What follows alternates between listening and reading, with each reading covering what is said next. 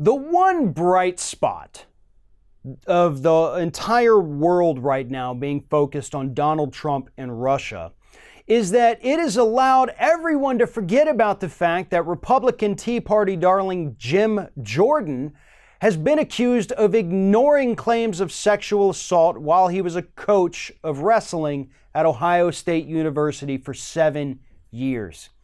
And in the hoopla and the media circus of this week, because the media is incapable of covering more than one thing, they completely missed the fact that Jim Jordan has now been named in a new civil lawsuit being brought by former athletes at Ohio State University because they completely ignored their claims of sexual assault. Jim Jordan is specifically named in this lawsuit. Rolling Stone did a phenomenal job of laying out what's happening right here, but let me take a second to say something. I predicted this. The very first time we heard these allegations come out, I said Jim Jordan would be named in the civil suits that would soon be coming. Why did I know that would happen? Because it's been happening all over the country for about a year now. We have seen these civil lawsuits popping up at other colleges and universities and other USA Gymnastics type things with Larry Nassar. It's not enough to just take out the person doing the abuse. And in the case of Ohio State, the man who did the abuse has been dead for about 13 years, I think. But that doesn't absolve everyone of liability. And that's what these civil suits are all about.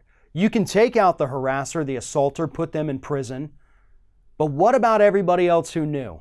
Because you cannot engage in this kind of behavior, this serial molestation that has taken place at many colleges, including Ohio State, without other people being complicit and being silent.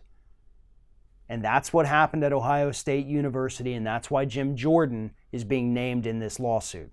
This is a very, very big deal.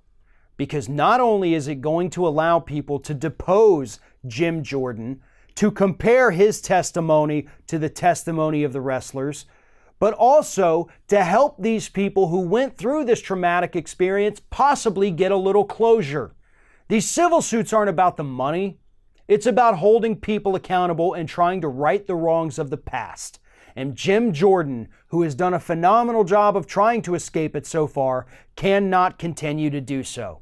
These civil suits should and hopefully will be the end of Jim Jordan's political career once we get the real word out there about what, or how big, I should say, of a scumbag this guy truly is.